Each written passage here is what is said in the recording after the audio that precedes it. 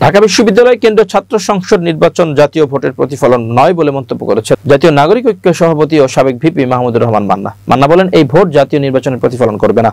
আমি দুবার ডাকসুর ভিপি হয়েছি, খুব পপুলার ছিলাম ছাত্রদের মধ্যে, কিন্তু আমার পলিটিক্যাল পার্টি হয়নি, আমি তো ক্ষমতায় যাইনি, আমার পার্টি তো ক্ষমতায় যেতে পারেনি। ডাকসুতে জিতলেই যে তারা জাতীয় নির্বাচনে বা জাতীয় রাজনীতিতে বিরাট কিছু করে ফেলবে সেরকম নয়। বুধবার রাজধানীর সেগুনবাগিচায় ঢাকা রিপোর্টার্স ইউনিটিতে গণতন্ত্র মঞ্চ আয়োজিত বাংলাদেশের গণতান্ত্রিক উত্তরণ সংস্কার বাস্তবায়নের পথরেখা শীর্ষক আলোচনা সভায় তিনি এসব কথা বলেন। মান্না বলেন, আমি তো দেখেছি গুপ্ত রাজনীতি করে তারা সংগঠিত থেকেছে, ওরা আওয়ামী লীগের মধ্যে ঢুকেছে, ছাত্রলীগের মধ্যে ঢুকেছে, গালাগালি করছে, মামলা করছে, কিন্তু ওরা মনে করছে এভাবে বেঁচে থেকে লড়াই করব, কারণ ওখানে থাকবার পরে ফিরে আবার তার জায়গায় এসেছে এবং নির্বাচন করে জিতেছে।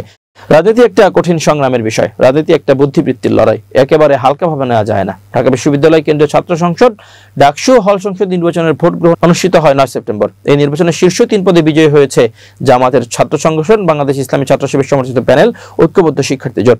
ভিপি পদে মোহাম্মদ আবু সাদিক কায়েম এবং জিএস পদে SM ফরহাদ, এজিএস পদে মহিউদ্দিন খান জয় পেয়েছেন। এছাড়া 12টি সম্পাদকীয় পদের মধ্যে 9টিতে ছাত্র শিবির সমর্থিত প্যানেলের প্রার্থীরা জয়লাভ করেছেন। বাকি 3টি পদে স্বতন্ত্র প্রার্থীরা জয় হয়েছেন। জামাত শিবিরকে উদ্দেশ্য করে ডাকসুর সাবেক ভিপি মান্না বলেন, ভেবে দেখেন, আজ থেকে 30 থেকে 50 বছর আগে একটা রাজনৈতিক দল মাথা তুলবার মতো সাহস পেত না, তারা এখন মাথা উঁচু করে দাঁড়িয়ে আমাদের সামনে আসছে এবং আমাদের চাইতে বড় যারা তাদের চ্যালেঞ্জ করছে।